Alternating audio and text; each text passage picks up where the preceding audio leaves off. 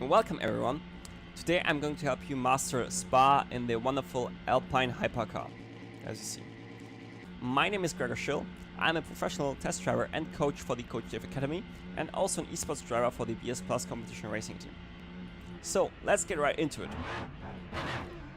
When we go for Ultimate Hotlap, what we try is of course maximizing already the exit which leads onto our flying lap, because if we're able to get a bit early onto the power, we gain already quite some time on the flying lap. So essentially what we do here is we try to open up the last corner as much as we can, so we can open our steering wheel way earlier than with the normal line, and this helps us to gain like easily half a tenth, maybe even a tenth. And now for turn 1 we aim for the 100 meter board. When the car is level to that, that's we start to brake. Really hard initially. You need to go gradually out of the brake, because if you keep the high braking pressure too long, you will lock up and you will essentially never ever be able to make the corner. It's quite a late turn in, because we want to be quite aggressive on the exit. We need to do that, and when you arrive here on the inside, you want to cut as much as you can and then bam, aggressively onto the power and maximize the track on the exit.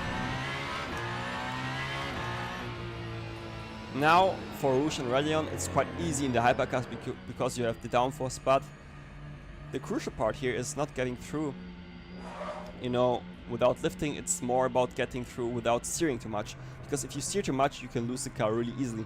So it's crucial that you do basically a lot of cutting here on the bottom of the hill, so you can do like a small flick here to the right and then just have a straight steering wheel through the entire section. If you do that, you'll be good to go and you'll have no issues here. And this essentially is already the first sector done for you. Now for the second sector and the following corners, which are the comp, you try to aim for the essentially curb here on the left side, and just before that, that's where you start to brake. You want to carry a lot of entry speed here, so when you trail here into the corner, you just maybe want to do like a small throttle blip just to keep the speed if necessary, and you want to cut quite a lot here. When you go into the power now in this section between those two corners, don't try to go too long on the throttle, because you don't want to understeer off to the left, because it's crucial that you arrive here then on the left side, so you cut a lot on the left side. But then have in mind the sequence is still not finished, so you don't want to run now wide here to the right. You want to keep the car tight here to the left, so you can go even here onto the curb and just do a small lift and go quite back quite aggressively onto the throttle.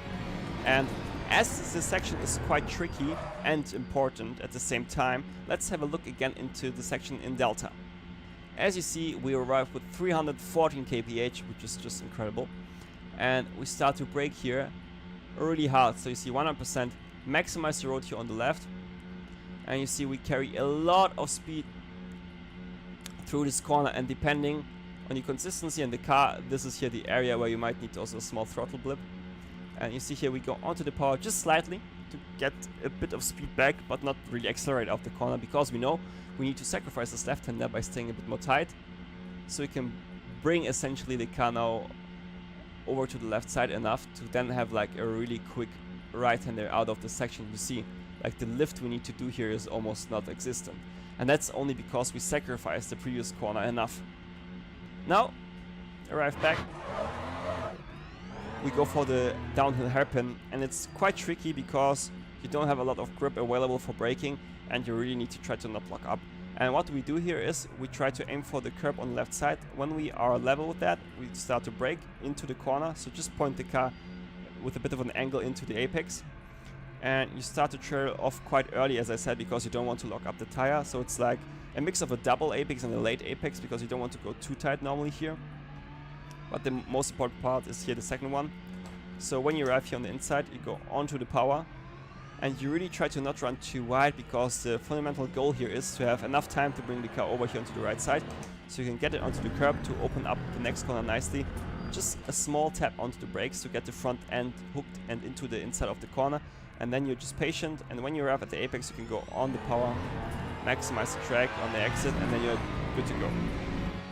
Now for Pouin, which arrives quite quick, you go onto the curb here, and when you're level with it, you take this racing sign, you start to brake, and normally you aim around 30-40% peak braking pressure. It's not really a hard braking zone, because you have a lot of downforce, and point, so the next corner, is pretty, let's say, open. You don't need to rotate the car too much, so it's quite easy to carry a lot of speed into the corner. It's just important to know that you can do it. So you carry a lot of speed into the corner, and that's approximately the point where you go onto the power. You can even run a bit more wide on the entry, maybe even onto the curb, but it's important that you have the high entry speed. And here on the left side you stay tight, then you can run wide here onto the right side. But then as quick as you can over to the left side, and now you aim for the curb on the left here. Just before that, that's where you start to brake into the apex, and now again a chicane. So we don't want to go now when we arrive here at the apex aggressively onto the power and run wide. We want to sacrifice this part here for the second part of the chicane, so don't go too much here onto the curb to unsettle the hypercar. Try to be a bit here patient, so you are in the middle of the road here, and then you can still have enough time to get the car here onto the left side and get a really good run out of the corner. Most people do the mistake that they're thinking now, well, I'm done with the section, I can have a breath and a small break. But no, not at all. Especially in the hypercars, you need to bring the car over in time to the left side. And you see the Goodyear sign. When you've passed that, that's where you start to brake.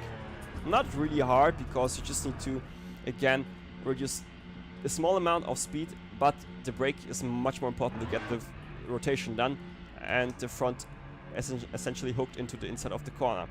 Don't take too much curb here on the inside. The only part you want to really use is the red and yellow one, because this is the most consistent area you can use essentially. And then run wide here on the left side. Don't take the gravel. And then a really late turn in, so you have a really nice exit lined up. Now, as we head for Blanchiment, everything is quite easily flat out, so the only difference you can make in driving here is by picking the line which has the least amount of steering. So really try to think about here minimizing your steering angle. That will help you with a couple of thousands, hopefully. And now, last but not least, the bus stop, which is a deal breaker most of the time, because you want to sometimes regain some time if you haven't done a really good lap, or you take it to save, and this can cost you either way. So what we want to do in that scenario is we want to really focus on our reference point, right?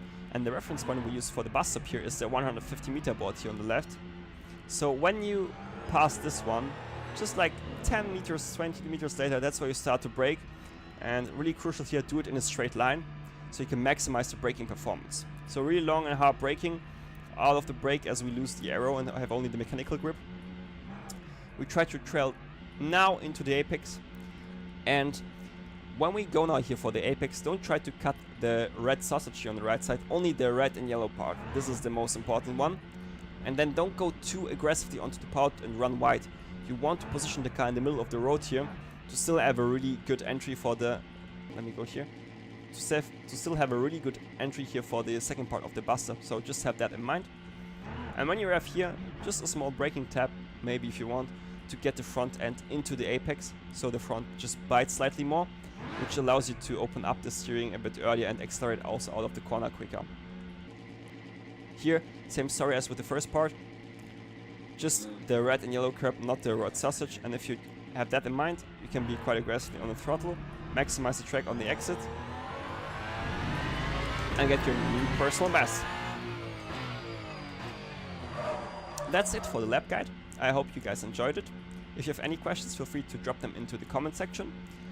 If you want to see how a quick hot lap looks around this track, make sure to watch the video until the end, because there you'll see myself driving the Alpine at its limit. And other than that, thanks for tuning in, and I hope I see you in the next one. Bye bye.